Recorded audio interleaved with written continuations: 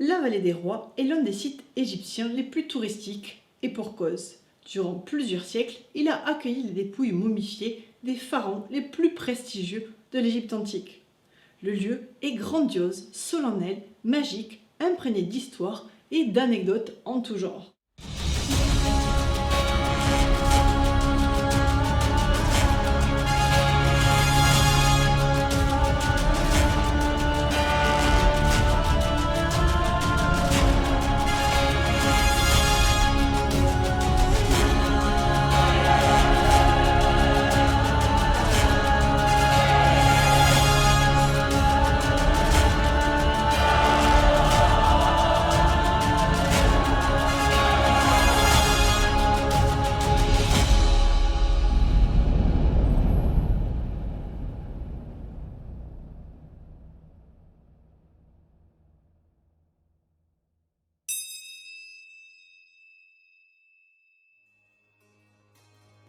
La vallée des rois n'a pas été choisie au hasard.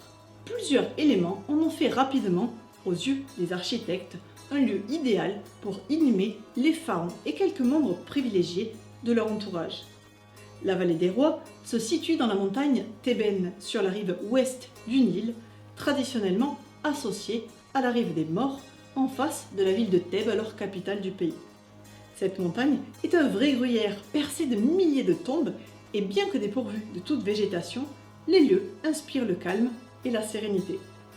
Avant qu'il ne soit décidé d'octroyer une fonction sacrée à la vallée des rois, les souverains des dynasties précédentes se sont fait inhumer dans la nécropole royale de Drabou el-Naga, sur un flanc ouvert de la montagne thébaine, et auparavant à Der el-Bahari, un autre flanc de la montagne devenu célèbre grâce au temple de la reine devenue pharaon Hatshepsut. Contrairement à ces deux sites, la vallée des rois est un endroit beaucoup plus difficile d'accès, donc mieux à même d'être protégé par les Medjaïs, les policiers antiques. Un autre avantage résidait dans l'environnement naturel.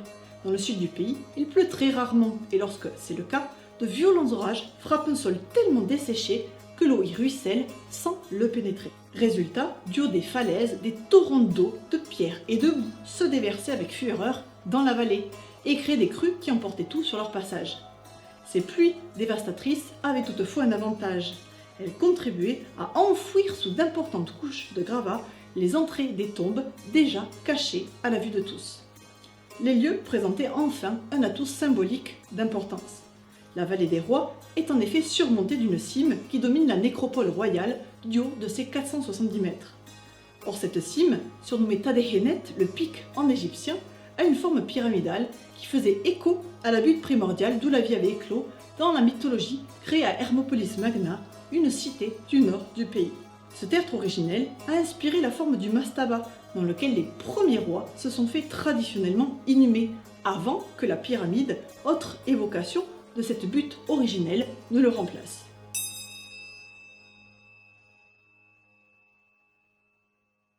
Le premier souverain qui s'est fait inhumer dans la vallée des rois est le pharaon Thoutmôsis Ier, père de Thoutmôsis II et de la célèbre Hatshepsut. Son architecte Inéni confia dans son autobiographie, rédigée sur les murs de sa tombe: « J'ai vu le creusement de l'hypogée de Sa Majesté, seul, hors de vue, hors d'écoute. » Par la suite, et durant plus de 4 siècles, la vallée des rois vit se succéder en ces lieux les momies des rois de pas moins de 3 dynasties, du début de la 18e dynastie à la fin de la 20e dynastie.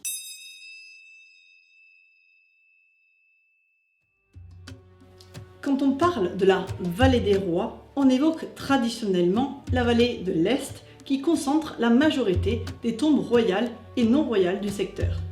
Il existait toutefois une seconde vallée, la vallée de l'Ouest, située à la perpendiculaire de la première, que l'on atteint en marchant une vingtaine de minutes depuis l'entrée du site. Peu connue et boudée par les touristes qui n'ont pas le courage de s'aventurer dans des lieux qu'ils ne peuvent atteindre qu'en marchant sous un soleil de plomb, sans un endroit à l'ombre, la vallée de l'Ouest a accueilli dans l'Antiquité au moins 4 tombes, dont celle du pharaon Amenhotep III, le père d'Akhénaton, et celle d'Aïe II, le vizir qui succéda au roi Toutankhamon sur le trône d'Égypte. Le site le plus connu et fréquenté reste la vallée de l'Est, où en juin 2021, on ne recensait pas moins de 56 tombes construites pour y recevoir des momies humaines.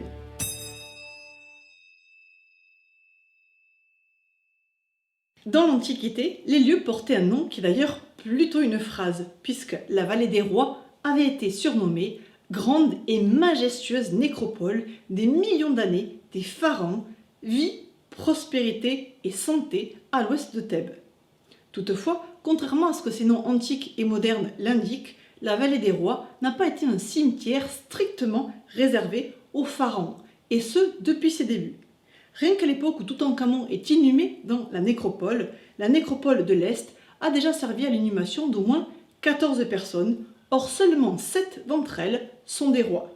Dans les environs de leur sépulture fut enterrée la reine Tiyaa, épouse d'Amenhotep II, Sennefer, le maire de Thèbes, qui fut inhumé pour une raison indéterminée dans une tombe initialement réalisée pour Meritra Hatshepsut, épouse de Thoutmôsis III, mais aussi Amenemipet, vizir d'Amenhotep II, les parents de la reine Tiye, Yuya et Tuya, Satra, la nourrice royale d'Hatshepsut, ainsi que deux nobles, Uzerat, scribe royal et confident d'Amenhotep II, et Maherperi, un noble proche de Thoutmôsis IV.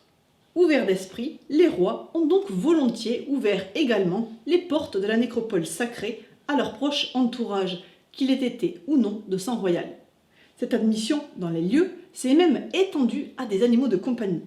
En effet, dans les tombes KV 50, 51 et 52 furent découvertes 5 momies de singes cercopithèques, 3 momies de canards, une momie de chien, une momie d'ibis et une momie de babouin. La plupart d'entre eux furent ornés de bijoux et déposés avec soin dans des cercueils. En juin 2021, 25 tombes de pharaons avaient été découvertes dans les 2 vallées des rois.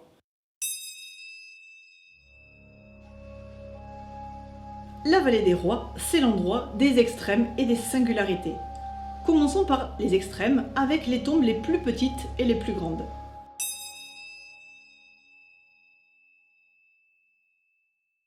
Les 2 tombes les plus petites de la vallée des rois sont celles du roi Ramsès Ier et de Toutankhamon. Dans le cas de Toutankhamon, c'est la mort subite du roi entre 18 et 20 ans qui a conduit son vizir et successeur, Haï II, à le faire inhumer dans une autre tombe que la sienne. Le choix s'est porté sur une petite tombe de 110 mètres carrés, également inachevée, qu'il a fallu préparer au plus vite. La KV 52 comporte ainsi un escalier donnant accès à un court corridor qui débouche sur une antichambre sur laquelle s'ouvrent 2 pièces.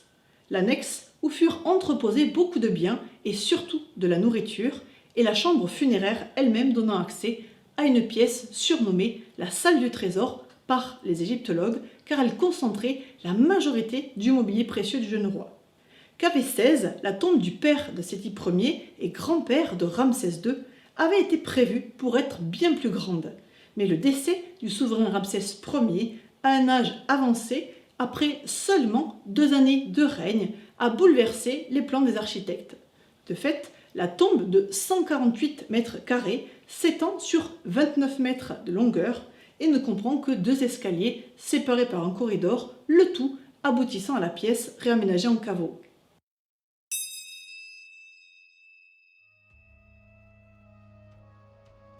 Les 2 tombes les plus grandes de la vallée des rois sont celles des enfants de Ramsès II et celle de Ramsès II lui-même.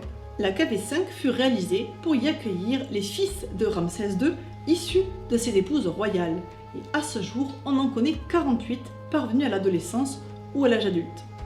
Logiquement, la tombe est particulièrement spacieuse, au point d'occuper la première place du podium avec une longueur de 443 mètres pour une superficie totale de 1266 mètres carrés. La seconde, la KV7, appartenait à leur géniteur Ramsès II, l'un des pharaons les plus célèbres de l'Antiquité. D'une longueur de 168 mètres, elle fait 868 mètres carrés. Je terminerai par une dernière anecdote que je développerai plus tard dans une vidéo intitulée « Les chaises musicales des tombes de la vallée des rois ». Ainsi que le titre le sous-entend, les pharaons se sont livrés à un joyeux échange de tombes. Pour certains, il s'agissait de s'approprier carrément une tombe destinée à un autre. Pour d'autres, d'investir un tombeau déjà occupé. Pour d'autres encore, de transférer des momies pour la bonne ou la mauvaise cause, tout simplement de trouver un plan B quand le roi était mort trop tôt. Si t'es toqué d'antiquité, t'as qu'à liker tout en cas tube.